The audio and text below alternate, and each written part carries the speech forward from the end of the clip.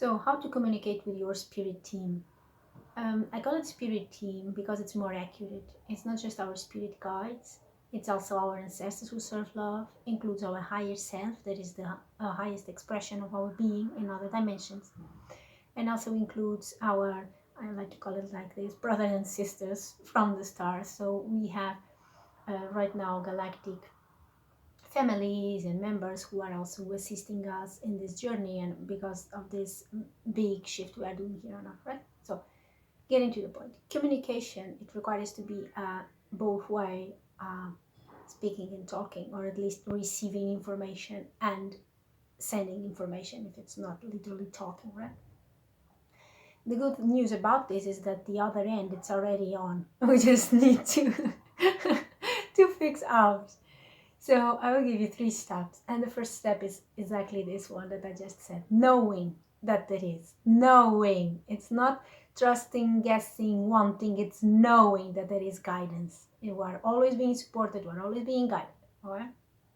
So, and this knowing, even if we don't hear, we don't feel, we don't have any strategy, we think we don't have any gift, or our intuition, we are not intuitive people, or so on, whatever definitions that you have, they are not true. So you knowing this, you go like, okay, please help me. You ask whatever you feel more connected to. Help me to connect with my intuition. I want that. I want to step into that reality of being able to connect with my spirit team. Or at least we can start first with our higher self, that it's our inner being. Okay, sorry. So first step, it's first step. Second step, it's to be open to indirect communication. We don't go directly jumping into a that if it's not something that we are already aware of or used to. So we don't directly go to direct communication. So indirect communication, it can be many things, but usually they go through signs. It can be animals that you connect, it can be your dreams, it can be messages from angels, for example. It can be butterflies and animals. Not usually they carry. We have an agreement, like general agreement, that some animals they have certain meanings. So you can also check that if you repeatedly see butterflies, if you repeatedly see zebras, if you repeatedly find feathers, if you see synchronicities with numbers. So all of this is communication. There are codes, okay, and these codes can be interpreted. So I'm calling indirect communication because you are not like directly hearing, talking, seeing, but it is in your reality, and there are tools for it. You can use tarot readings. You can use, uh, you can receive that like through music in a song. You can receive that, asking for a message to come to you, and it can come in a form of a video or a book, or someone says something to you, or you open a book randomly in a page and there is a message there for you. So you can be open to all of these forms, and the more you are open, the more you will receive. So you trust that. Also, to helps to build trust is that you define those codes first. For example, I want a sign of this, I want a sign of that, and then you receive it. So for you, it feels more confirmation. So this builds in the trust, even though we should be operating already from the knowing, because I can assure you that you also have a spirit team guiding you. It's all of us do. So this leads me to step 3, that while all this step 2 is going on, you start to do this awarely and consciously, and immediately knowing what is the message and what they mean, and you are open to different channels.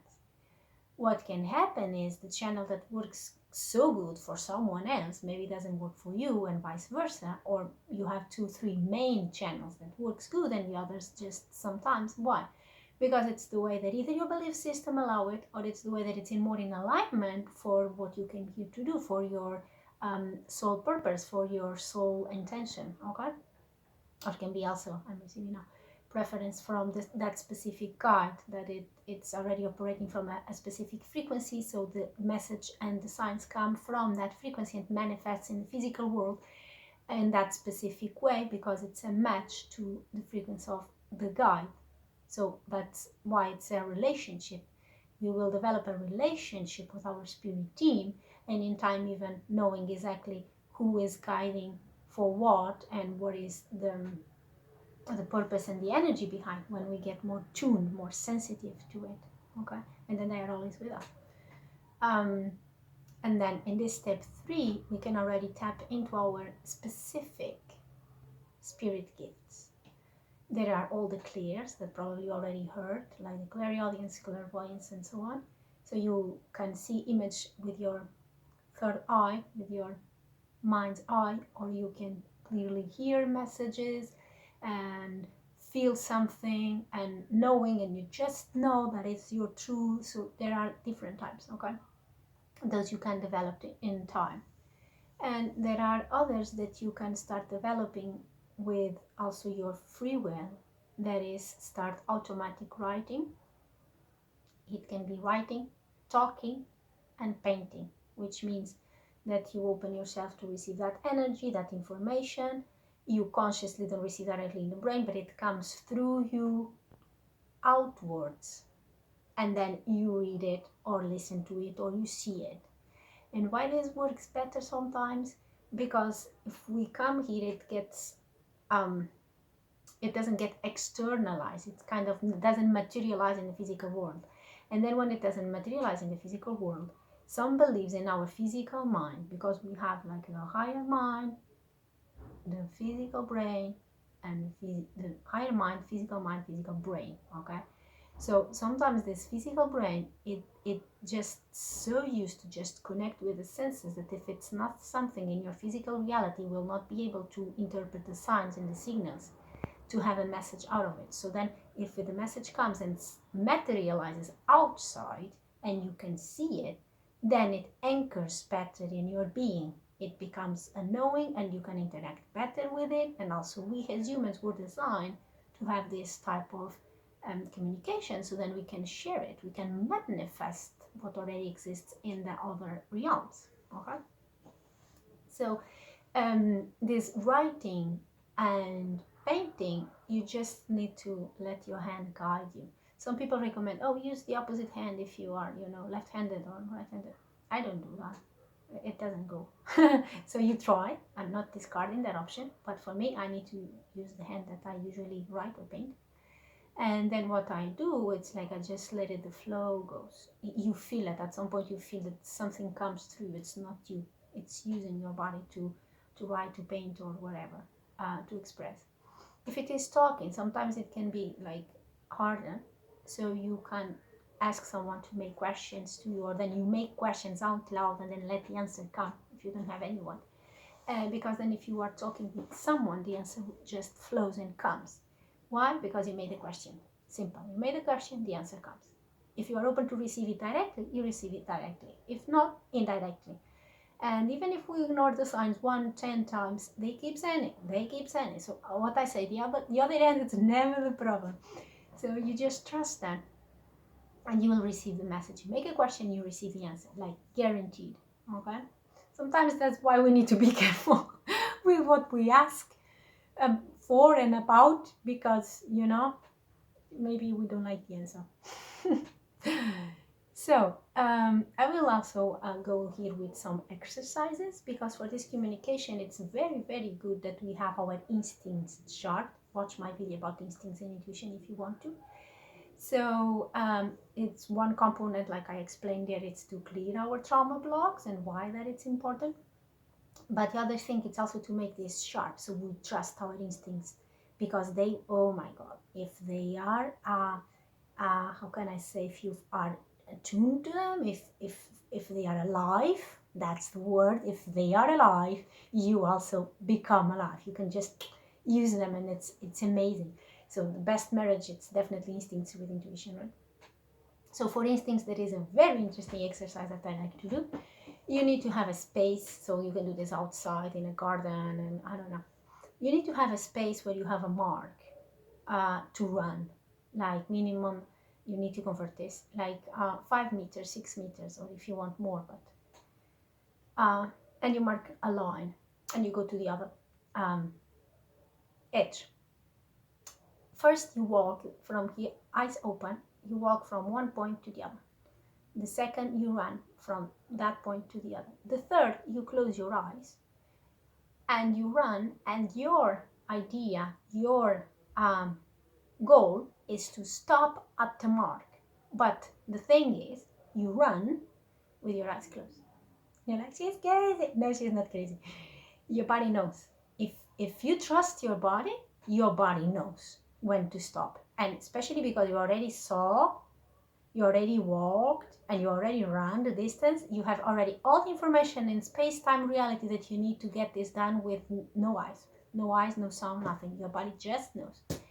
So you do this over and over again. And this thing, I'm trying to mimic it because it's what I felt, is the fear. Okay, and the distance between the point that you stop and the point that you marked, it's the disconnection, it's the calibration distance. Okay, that it's out of balance. It needs to be calibrated. I mean, so you do this over and over and over again until you get to the mark, because at some point you get to the mark.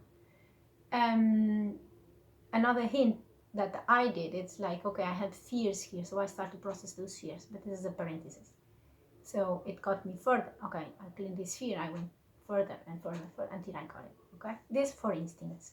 For intuition, there is another that I like to do a lot, is you pick an object that you don't know what it is. So usually, ideally, you'd have someone that gives you that object. Okay, if you cannot do this way, it's not possible. But you take the object and you try to know everything about that object just with your touch. So you close your eyes and you manipulate, you go around, you touch, you move, you do everything. Color, texture, function.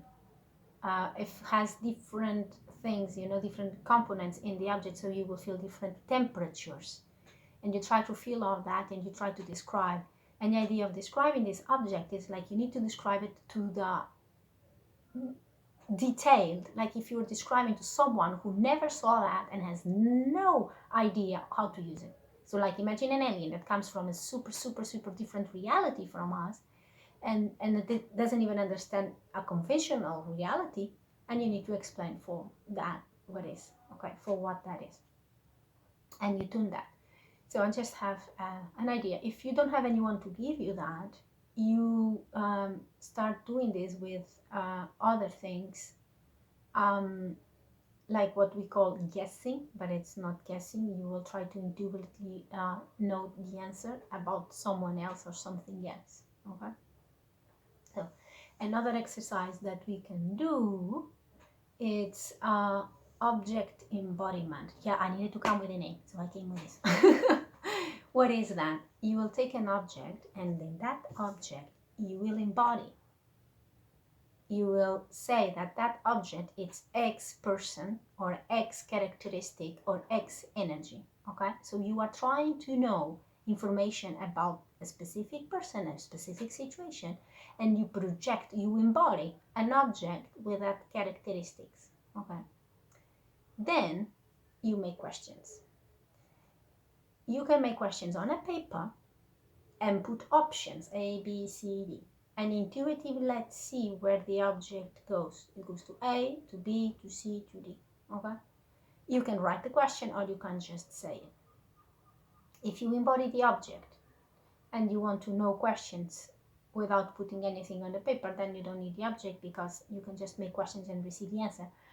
But if you want to project this because it feels easier, but I don't know. So then you can do this with relationship dynamics. For example, I'm in a dynamic relationship, I don't really know the intention of the other person, you write it. Like it's a safe relationship, it's an avoidant style, it's an anxious, and then you put it. This person wants to develop a mutual relationship with me, it's a parasitic one, it's a symbiotic, you cannot just use good or bad, you can do that, but you put options and then you move the object towards that answer. So that's another way to exercise intuition and instincts too, because your body will also have a response to that. Okay. Sorry, I need to check if I don't forget anything. I don't do video editing, so sorry for these seconds. Yes, this will allow you to have a better communication, not just with yourself, but with the cosmos at large. And you can even invite and be open to receive information from other sources, and try and play with this, play with how much you can communicate, how much you can develop, what different informations and interactions you can have with this world that it's not so perceptible, but it's as real or even more real than this physical one. Okay, they're telling me to practice these instincts also with food. So you ask your body, you listen to your body what he wants, and then when you have the food inside in front of you, you like imagine that it's between an orange and an apple. You feel one and you feel the other, and you see when your body moves towards. Okay. Another thing that can happen is you imagine yourself eating whatever it is, the meal, the fruit, or to drink the drink, and you close your eyes and you imagine yourself drinking it and see how it feels in the body. And then just alone, sometimes we don't get the answer, but by comparison, then you put another thing, and then you put another thing, and you go like, okay, this is the strongest answer, or this is the most aligned answer. This will also allow you to connect to your body needs, your body wisdom, which is the house of our instincts, and it is the channel that receives the communication from our intuition. Okay, intuition is the communication with the whole cosmos, so it has different ways. But by marrying these two and being attuned into your body needs, you'll develop also a safer relationship and a more trustworthy relationship with yourself, with life. And having this openness will allow you to receive more, because again, the more you know that you are being guided, the easier it will be for you to perceive the guidance that is already there. Okay? So, as always, I like to say, be kind to yourself today.